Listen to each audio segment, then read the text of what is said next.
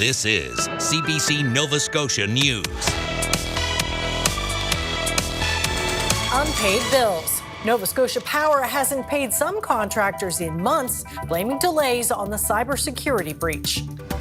Linwood Drive confusion. Halifax's plan to rename duplicated streets riles some residents. And Blue Jays fever. Meet this superfan cheering on the team from Nova Scotia's South Shore. Periods of rain continue for tonight and into Tuesday morning, then gradually clearing throughout the day. Your full forecast is coming up. Good evening. CBC News has learned multiple contractors and suppliers that have done work for Nova Scotia Power haven't been paid in months. And some of those contractors and suppliers have outstanding bills totaling hundreds of thousands. Angela McIver reports. Nova Scotia Power confirms the cybersecurity breach last spring continues to affect payments to contractors and suppliers.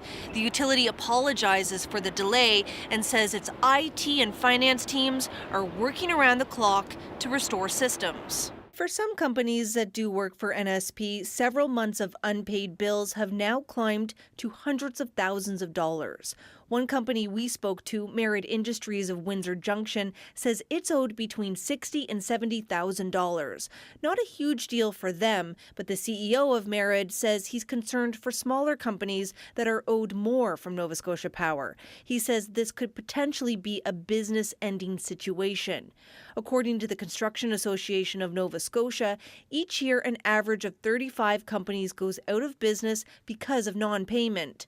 Association President Duncan Williams says one thing that could have helped in a situation like this is prompt payment legislation. It's been in the works here in Nova Scotia for years and would force companies to pay their bills on time. Or whether it's government, private, or a wholly owned corporation or a publicly traded organization, it doesn't matter. If you're buying construction, you're going into it with a good faith mentality is the desire, and your contractors therefore will provide you with the best possible services, but you have to pay your bills. Williams says he expects prompt payment legislation will be implemented by the spring. As for Nova Scotia Power, it says all outstanding invoices will be paid by the end of the year. Angela McIver, CBC News, Halifax. A suspect is in custody following an emergency alert in Waverley this morning. The emergency alert around 8:30 a.m. warned of a dangerous person with a firearm barricaded in a home on Waverley Road. Residents were briefly asked to shelter in place and lock their doors and windows. A half an hour later, RCMP arrested the suspect. No shots were fired during the incident. Lunenburg West MLA Becky Drouin has announced she will now represent her riding as an independent. Drouin made the announcement in a news release today. She says while she's been proud of her work with the Progressive Conservatives, quote, over time, it has become clear that there are some differences of principle between my views and those of leadership. In an interview with CBC, she declined to provide further specifics, citing cabinet confidentiality. Last week, in a surprise move, Premier Tim Houston shuffled his cabinet, moving Drouin out of the Justice portfolio. Drouin confirmed today that she was offered a different portfolio, but turned down the move. She was first elected in 2021, the year Houston first formed government, and previously served as Education Minister. A major healthcare project in Cape Breton aimed at giving people access to care closer to home is well into the construction phase. But as CBC's Kyle Moore tells us, the finished product is still a few years away. It's about providing the infrastructure that's needed to ensure that transformation can take place. It was in March of 2019, the Liberal government at the time revealed plans to expand the Cape Breton Regional Hospital. Today, that work is well underway and includes a new cancer centre, critical care units, and emergency departments. The Cancer Care Centre should be open to see its first patient in late 2027. The main building, which is the main, I call it the new hospital, is on track as well. This is one of our two bunkers where a linear accelerator will live. That's what delivers radiation treatment to our patients that are going through some of our cancer plans. Today, a closer look inside. Troy Penny is clinical director. He says it's hard to put into words how important these builds are. My son is a registered nurse now, and we wanted to make sure that we provided, state-of-the-art, facilities for our patients to be treated in, and for our clinical users to actually have. And it's so important from a recruitment perspective to make sure that our new physicians, our new nurses actually have state-of-the-art facilities so they can actually treat their patients. Penny says the goal is to keep patients home and reduce travel to Halifax. I don't think there's a single Cape Bretoner who probably hasn't been impacted by cancer.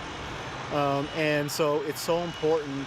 Our cancer program continues to shine very well from a patient satisfaction perspective. Roy McDonald says the project has hit some roadblocks, but everything appears to be on track. He says more than 90% of the workers are from the island. Today there are about 150 tradespeople on this site, but the projects have peaked at about 350 tradespeople. The overall cost of the project, more than $500 million. Kyle Moore, CBC News, Sydney.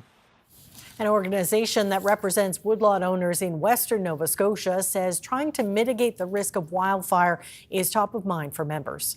Approximately 100 people attended a wildfire prevention and mitigation conference in Bridgewater Saturday.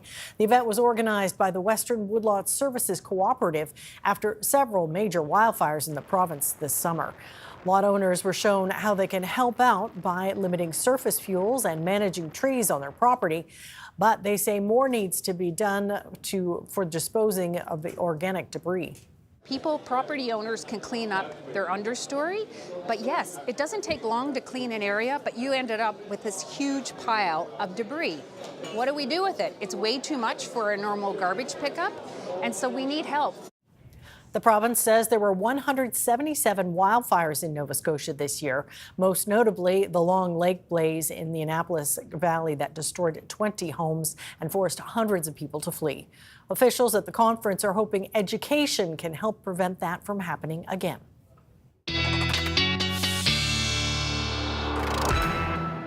And with our first look at the weather forecast, here's Ryan Snoddon. And some wet weather. That was been much desired. Yeah, that's right. Much needed, much desired. And have a look at the rainfall warnings that are in effect. Guysborough up into Pictou County. Widespread special weather statements for the mainland across the north and east and into the valley as well. This is where we're expecting the heaviest rain to continue. And that's where it has been falling throughout the day today across the northeast. Generally 10 to 20 to 30 millimeters, but yes, very locally heavy amounts in through the eastern shore. Spanish Ship Bay has picked up 90 millimeters since Sunday afternoon.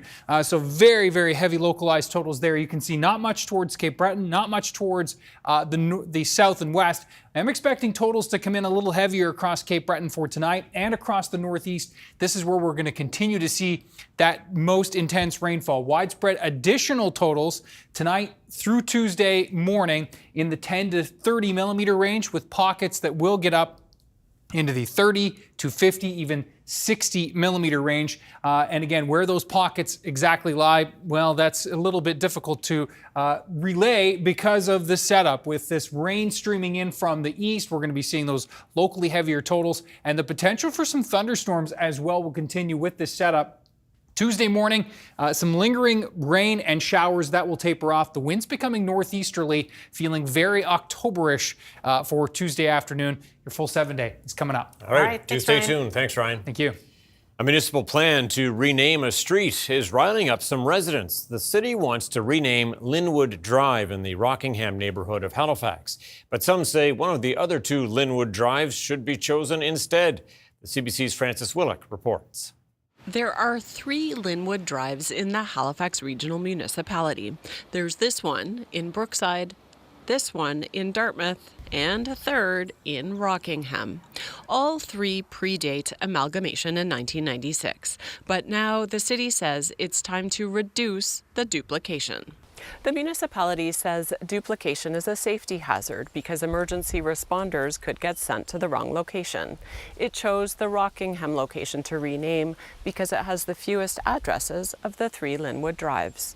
But some residents say that shouldn't be the only consideration. Patricia Arab and her ancestors have lived on Linwood Drive in Rockingham since her grandfather built his house there in the late 1950s. She says the home was a beacon for early Lebanese immigrants to Halifax. So this street goes back into that history, and I have a great fear that when you erase the name of this street, you're erasing the early Lebanese pioneers, the early, our ancestors, and all because of a bureaucratic decision. Arab has started a petition to urge council to rename one of the other Linwood Drives instead. It has over 350 signatures. The Canadian Lebanon Society of Halifax, as well as the Honorary Consulate of Lebanon to Nova Scotia, have also sent letters to council in support of preserving the name of the street. But not everyone on the street feels as strongly that Linwood Drive should remain Linwood Drive. Luke Woodhead has lived there for 20 years. He says it would be inconvenient to make the change, but is also inconvenient to have two other locations in the municipality with his exact address. We get their stuff, they get our stuff. So over the years, we've just figured out each other's numbers, and if we get something of theirs, we shoot them a text, and likewise they get something of ours. They let us know, and we go over to Dartmouth or out to Brookside. Residents of this Linwood Drive were invited to come up with a short list of replacement names. They'll vote on them, and the winner will go to council for approval. That's expected to happen sometime next year. Frances Willig, CBC News, Halifax. A new report from Food Banks Canada says this country's hunger crisis is worsening at an accelerated pace. The organization says there were 2.2 million monthly visits to Canadian food banks in March of this year. That's 5% higher than March of last year and nearly double the number of visits since March of 2019. Nova Scotians accounted for over 43,000 of those visits, over a 10% increase from last year. Feed Nova Scotia says 24% of food bank clients are employed, the highest amount on record, with another 40% relying on inadequate and outdated social supports.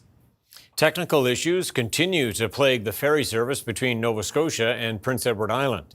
Northumberland Ferries first canceled this morning's sailings from Caribou and Wood Islands due to an ongoing technical issue aboard the MV Northumberland. A number of crossings were also canceled on Saturday due to an issue on the vessel. Weather is also disrupting the service. Today's afternoon departures were canceled due to conditions, and those cancellations have been extended until tomorrow afternoon. The company says customers should check for updates on the website or by phone before traveling. Well, a die-hard Toronto Blue Jays fan from Nova Scotia's South Shore says the team's run to the World Series has been a wild ride that's brought on a range of emotions. Chester's Debbie Rayfuse spoke to the CBC's Josh Hoffman about what it's been like watching her favorite team get so close to their first championship in more than 30 years. And a high drive to deep right center field. It is gone. The playoffs right now, phenomenal. I guess that's the only word I can. Exciting. It's just so exciting. I haven't been this excited for the Blue Jays in a really long time. And I've been a fan, and I love them, and I always will. Win or lose, I'll still be a Blue Jays fan. But this series World Series is really something else. Like, they're not just playing for just like one city or something. They're playing for a whole country. Can you imagine? And my mom, when she started in 1977, she got me interested, and I was interested from day one. And for this team to be in the World Series, I would give anything for her to be here, because this would be something that she would be so excited about it. But she did get to see 1992 and 93 with me. And so the Blue Jays are going to live on in my heart through her. When you're watching the games and they're on this great run this year, are you very much thinking of your mom? Of course I am. Of course, yeah. Especially when we actually got into the World Series, the first thing that came to my mind was, oh my gosh, my mom. I know she was looking down thinking, yes, they did it again. Third time. So third time is trying time. So this is it. This is for the Jays, and I know they'll do it. I have faith. So to this day is my favorite place. Ooh, some dark clouds Rain's coming, rolling isn't in. Yeah, for sure. Ryan is up next with the weather forecast. Stay with us.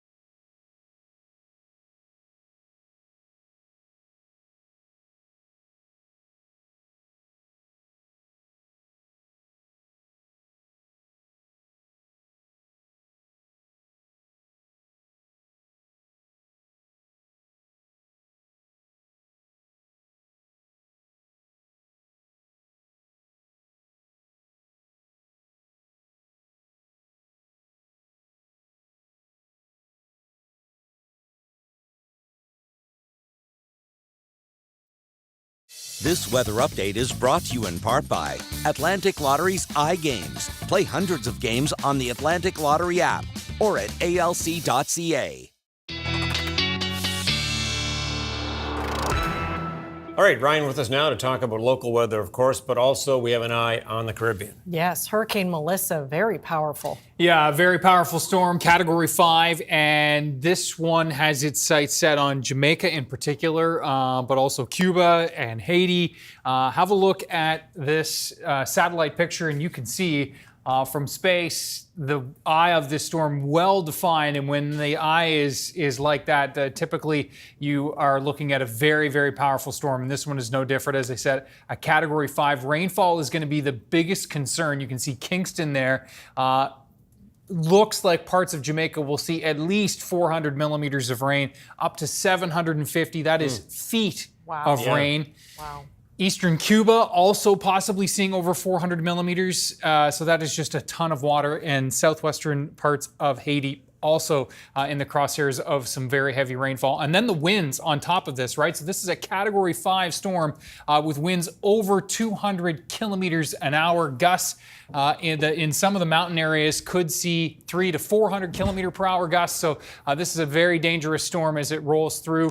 And then as it moves through Cuba, and then finally could have its sights set on on Bermuda by the time we get to Thursday, and then up into our waters. And you know what? Might have an indirect influence on our Halloween forecast, making it a little spookier than normal. And we'll talk about that here in a couple of minutes when we get to that 7-day forecast.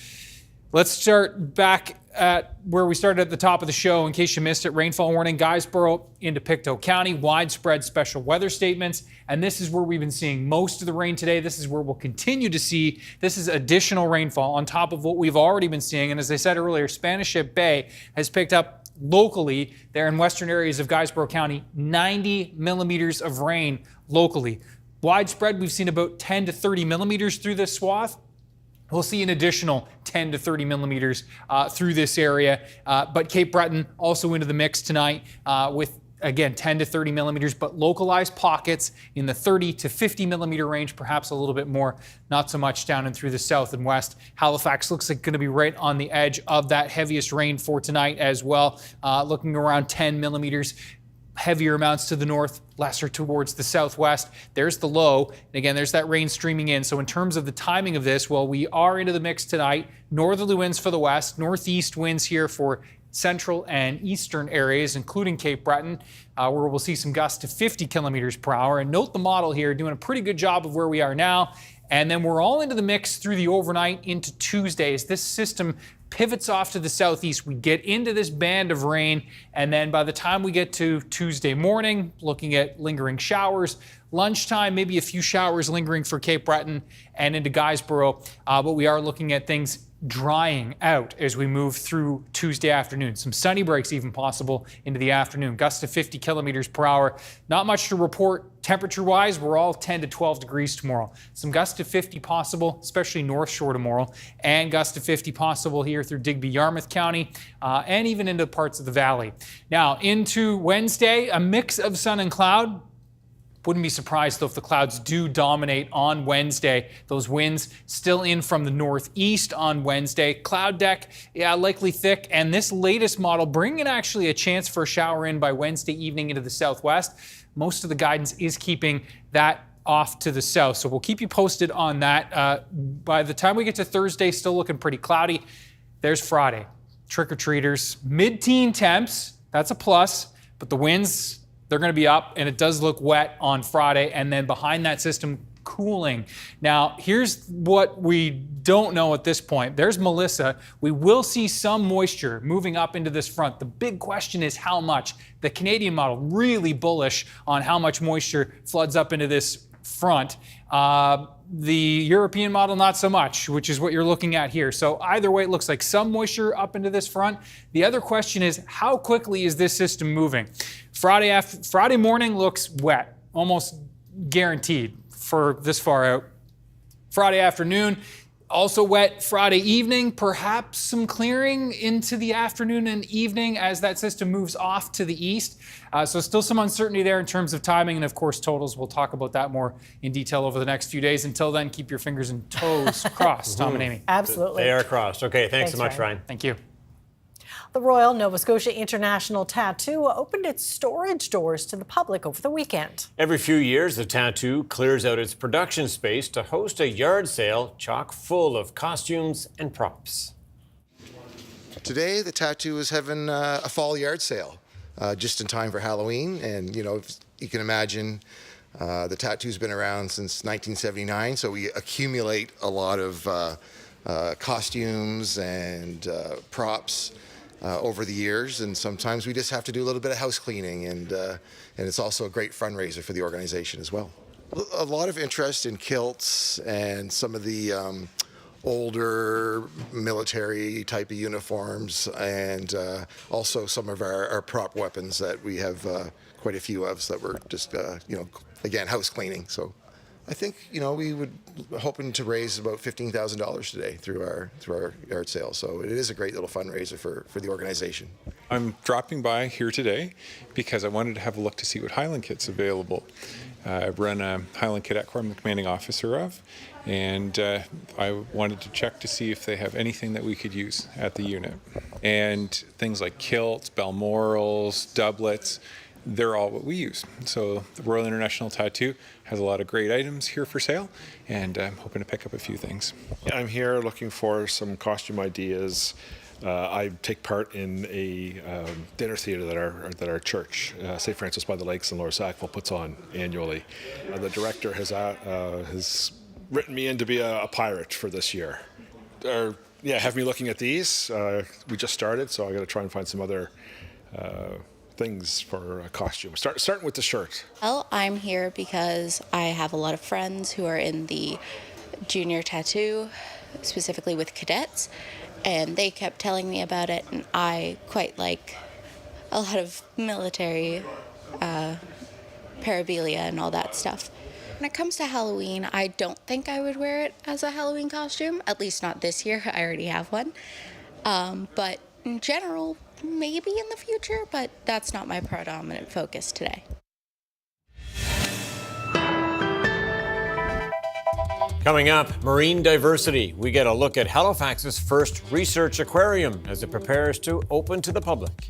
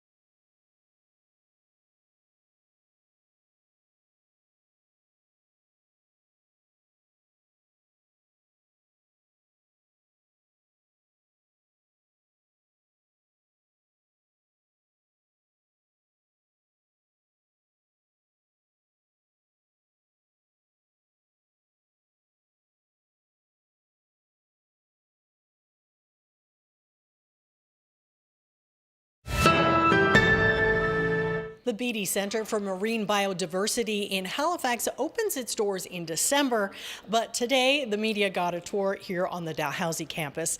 I'm here with one of the leads of the center, marine biologist Boris Worm, and of course, the major exhibit right behind us. Tell me a bit about how it all came to be. Well, it's a long story. It's about 20 years coming.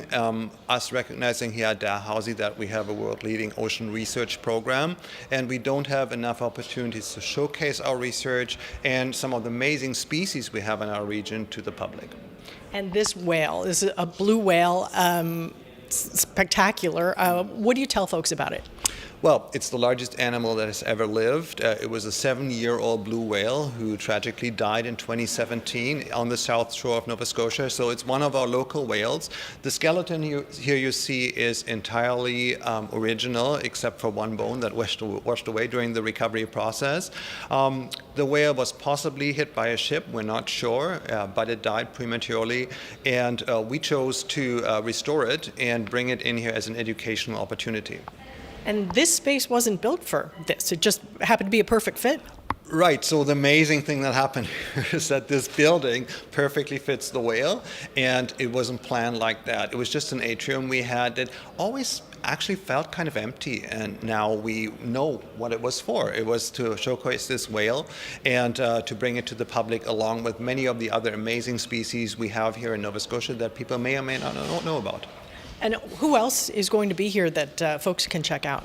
Well, we have a deep sea octopus, for example, who's very spunky, and they just reproduced and had babies, which makes us very excited. We have species like Atlantic mackerel that people do fish, lobster that people do eat, but they may not be able to see them in their natural habitat, sort of behaving the way they normally behave when they're not dangling off a hook or in a trap or on a dinner plate, right? So just to get that connectivity to the ocean and to understand how our ocean really is part of us. We work very closely with Mi'kmaq communities and elders in our region to also get that angle right, and not just what we as scientists think about the ocean, but the people who have always lived here, how they have interacted with the ocean, some of the key concepts of sustainability that they evolved to live with the ocean and to nourish themselves from the ocean for millennia.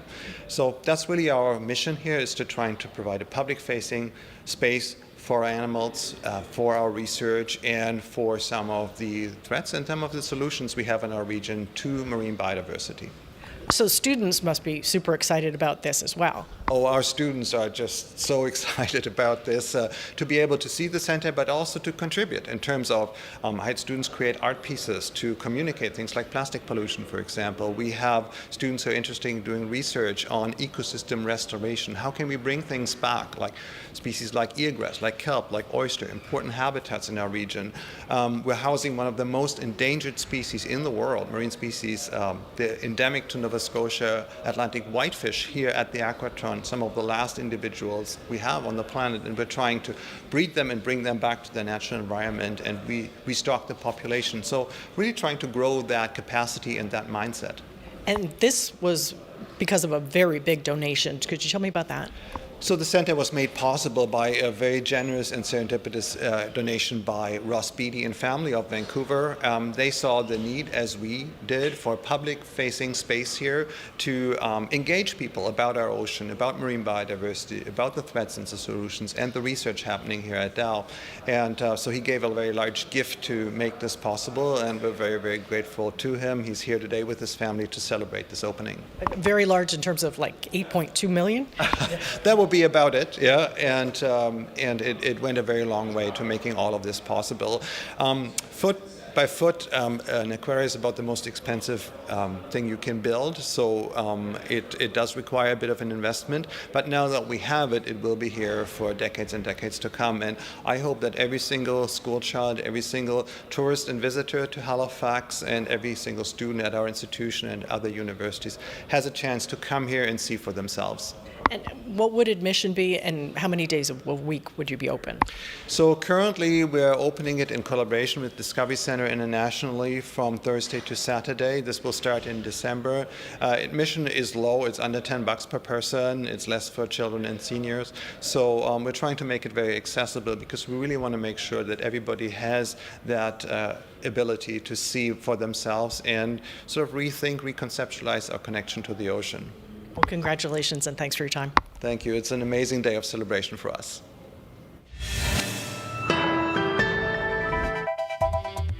Coming up, teams are working to recover the remains of 13 Israeli hostages taken by Hamas more than 2 years ago. And a BC man says 2 of Canada's largest banks are to blame after scammers drained nearly $1.7 million from his accounts.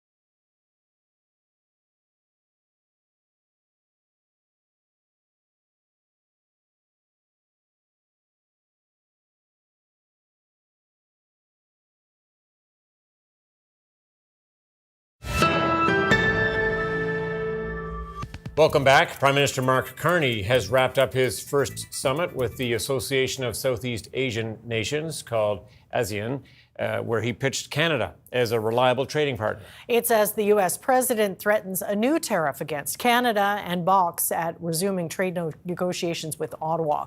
Rafi Boudjikanian has the details. On his way out of Malaysia, Donald Trump had a parting shot for Mark Carney. I don't want to meet with him. No, I'm not going to be meeting with him for a while. No. I'm very happy with the deal we have right now with Canada. We're going to let it ride. America's jobs and growth are at stake. still upset over an Ontario TV ad showing part of a speech from former U.S. President Ronald Reagan criticizing the use of tariffs. Trump has halted trade talks with Canada since last week, just before both he and Carney traveled to Southeast Asia, a part of the world where the two leaders are trying to forge stronger economic ties with their countries. Trump even threatening an additional 10% hike in tariffs on Canadian goods, despite Ontario saying it would pull the commercial this week. Well, look, with respect to the additional tariff, we haven't seen the specifics about that. Carney threw the ball back in the White House's court, confirming he and Trump have not spoken. We stand ready to sit down with the United States, myself with the President, my colleagues with their colleagues, when the U.S. is ready to sit down. The Prime Minister also said Ottawa made the call not to run ads south of the border during this trade war, falling short of admitting he asked Ontario Premier Doug Ford to stop running his commercial. In any complicated, high-stakes negotiation, you can get unexpected twists and turns. It is the responsibility of the Government of Canada to have these negotiations. While Ford himself had this to say. Do you know why President Trump's so upset right now? Because it was effective. It was working.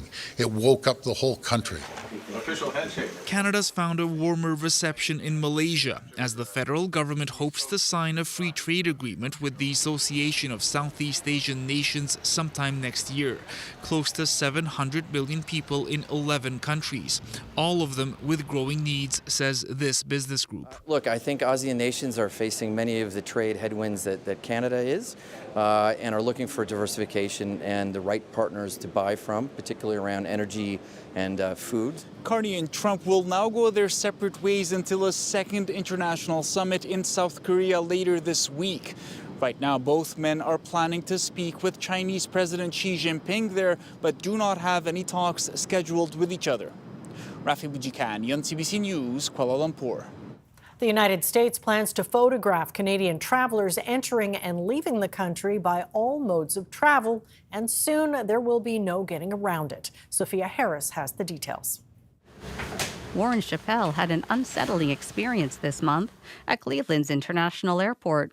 He says just before boarding his flight home to Toronto, a border officer took his photo, offering no explanation. Well, I was surprised. I was aghast. I felt ambushed because it happened so quickly. The United States is ramping up its facial biometrics program, photographing international travelers and using facial comparison technology to confirm their identities. All of our arrival systems are now utilizing facial comparison. Close to a decade ago, the U.S. rolled out the technology at airports for international arrivals. Canada did the same. Now, the U.S. plans to photograph travelers entering and leaving the country by all modes of transport. Full implementation could take several years, but technology that photographs travelers inside vehicles is expected to be in place at land borders in 2026. No word yet on if it will cause delays. Doing this at the land ports of entry, the logistics are going to be very difficult. Meanwhile, the U.S. has already started snapping photos at dozens of airports at international departures, something Chappelle discovered unwittingly. I was not alerted that this might happen, and I was not given a choice to have the picture taken. In Canada, all travelers can choose not to be photographed. U.S. Customs and Border Protection says Canadians also have that right in the U.S., but not for long.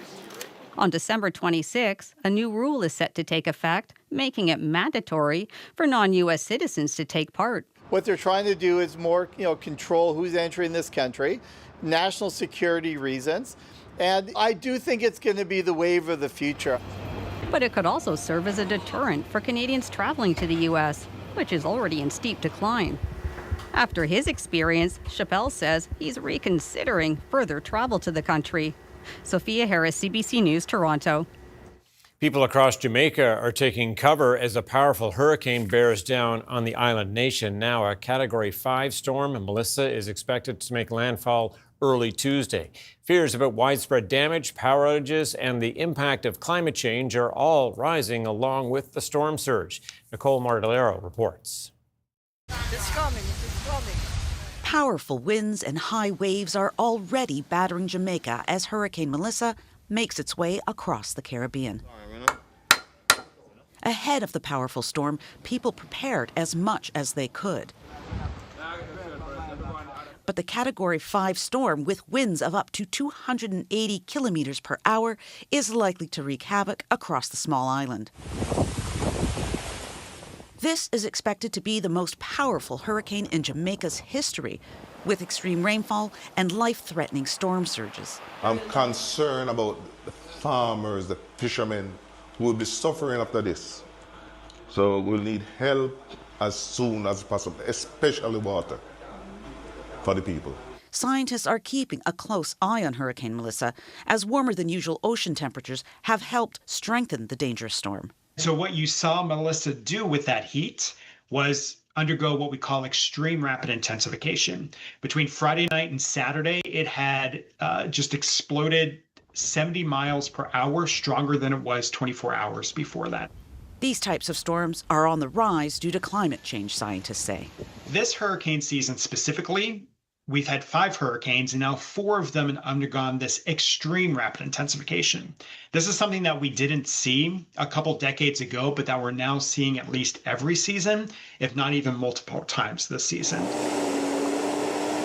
The hurricane has already killed at least 3 people in Haiti and another in the Dominican Republic. It's a very slow-moving tropical cyclone, which is moving at the rate of about 6 kilometers an hour.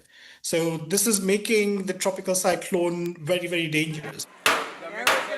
The storm is forecast to remain a major hurricane even after it hits Jamaica and approaches Cuba on Tuesday.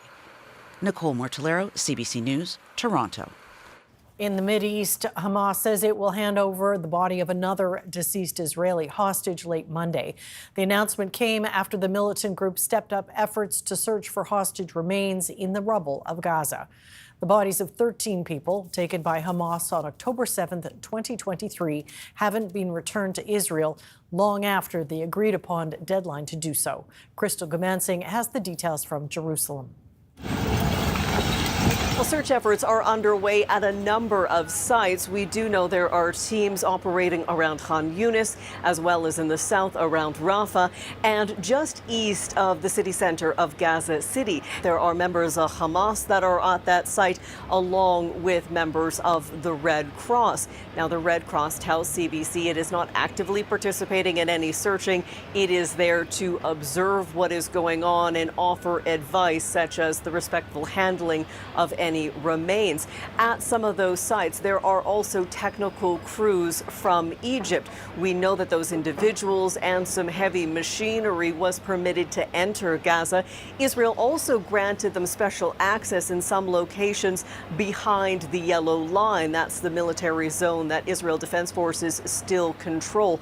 IDF controls about 53% of the Gaza Strip. Hamas has said that it needs time to find the bodies and provide information to the Red Cross and then have it handed over to Israel. However, today we have heard from the Hostages and Missing Families Forum. They are demanding, quote, immediate and decisive action against Hamas from the Israeli government and the mediators. Now, that statement also includes a line that says Hamas knows exactly where every one of those deceased hostages is held. 2 weeks have passed since the deadline set in the agreement for the return of all 48 hostages. Based on what we're hearing from individuals in Gaza, the work is going to take some time. It's possible that there could be more heavy equipment brought in from Egypt in order to facilitate this work. Crystal Gamansing, CBC News, Jerusalem.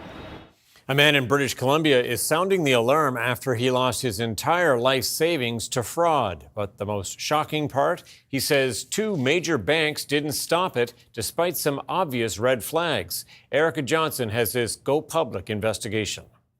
There's all the transfers. Ray Anholt shows his daughter a list, all the times he pulled money out of his bank account, part of an elaborate scam that started after Anholt got a call that said CIBC, but was actually a scammer, pretending to be a bank employee. He tells Anholt, who's 89, that his money isn't safe. The bank needs his help to investigate money laundering. We want to make sure that you don't lose your life savings. So I went along with it. Over the next 6 months, under the scammer's instructions, Anholt withdraws his entire life savings, almost $1.7 million, from both CIBC and RBC, handing over stacks of cash and gold bars they'd instructed him to buy. CIBC questions why he's making the withdrawals, but still lets him do it. At RBC, no one questions bank drafts for $100,000, $200,000, $300,000 at a time. They never once asked that. He drained his account, money coming in from his investments, going out as gold bar. When he's out of money, Anholt learns he's been played. I was devastated, totally. And I still am. I think of nothing else, day and night. Banks are supposed to have policies in place protecting the financial interests of their customers, but a bank accountability expert says employees didn't follow those rules. It's a horribly negligent pattern at both CIBC and RBC. Both banks declined an interview, said they had robust and rigorous policies in place to deal with fraud. RBC eventually called a meeting with Ray Anholt and his daughter, told Go Public the matter is now resolved, but wouldn't say how. Countries like Australia and the UK have introduced legislation that could make the banks liable for failing to prevent fraud. When Go Public asked the Department of Finance if similar protections will be included when changes to the Bank Act are announced next month, a spokesperson declined to clarify. Erica Johnson, CBC News, Vancouver. A South Korean man is pedaling his way across North America, currently on a stretch from Metro Vancouver to Montreal. He says Canadian kindness is fueling his journey. Alana Kelly has his story. Daring to ride the sea-to-sky highway with traffic whizzing by is not unusual around here. But Hung Min Ji is not your average rider. It's really chill, yeah. He's cycling across North America, starting in British Columbia and going all the way to Quebec. It's for fun and to know myself more and see my limits. Pushing himself more than 5,000 kilometers. Around 2 months, or 68 days. At 28 years old, this South Korean man has pedaled his way through a massive feat already, visiting 26 countries on his bike. He's cycled from Argentina to Alaska, then hitchhiked to Kitwanga and cycled down to Squamish. BC is amazing, nice people, friendly. They talk to me first, and beautiful nature and drinkable water, so I'm happy with that, yeah.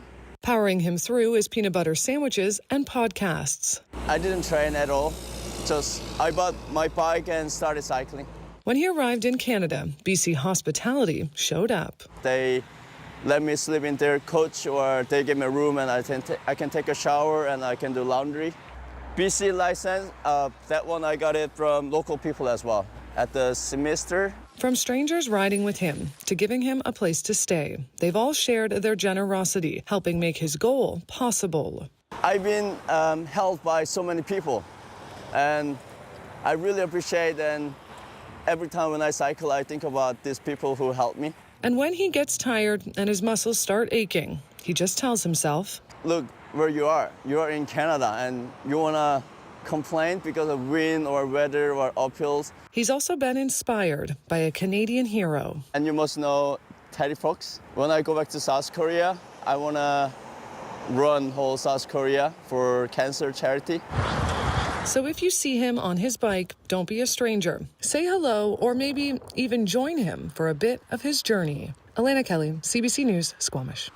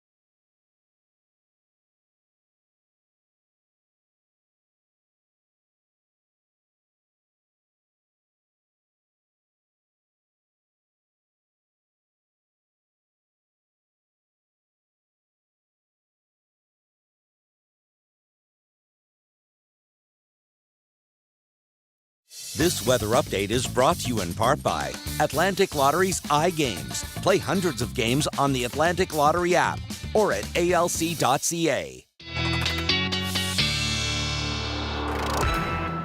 All right, picture time. Let's see where we're going tonight.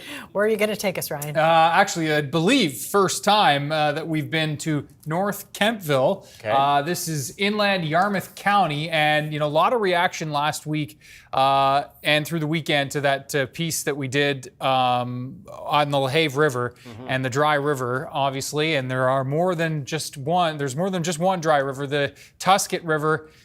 Also very, very dry. And a big thank you to Craig Houston for taking this picture and for the kind words. Craig, really appreciate it. And you can see that, obviously the Tusket River obviously needs a lot of rain as well. The good news is we're seeing rain. The bad news is we're not really seeing it on the LaHave or the Tusket today. And with this weather system, most of the rain falling across eastern parts and northeastern parts of the mainland, though they need it too. So yes, there's the latest radar shot, and you can see really coming in across Cape Breton and across the northeast, and that is where we'll continue to see the bulk of the wet weather tonight, another 10 to 30 millimeters, but pockets that will be in the 30 to 50 millimeter range through tonight as that low kind of actually backs its way in towards Nova Scotia and then finally starts to depart tomorrow, and we'll see that rain tapering away, moving away as the low moves to the east. We'll see some sunshine into the mix tomorrow afternoon.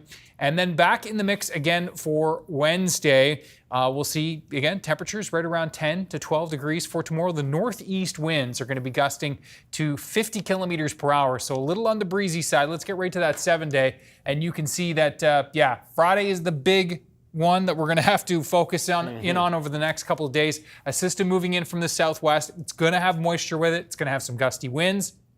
The hope is that it's a little quick mover and can move its way out by the time we get to trick-or-treating time in the evening. Still not out of the possibilities. All right, thanks, Ryan. Speaking of Halloween, a true sign it's spooky season. Day of the Dead festivities have kicked off. Hundreds of people dressed in vibrant costumes and skull-like makeup filled the streets of Mexico City last night. The celebration is a tradition in which families honor deceased loved ones and celebrate life's continuity. Among the groups marching in this year's parade is a 2S LGBTQ+ collective that includes nearly 200 artists, stylists, and designers. The official Day of the Dead is celebrated on November 2nd. What a party it is. It is. That's it for us tonight. Thanks so much for watching. We'll see you next time. Good night. Good night.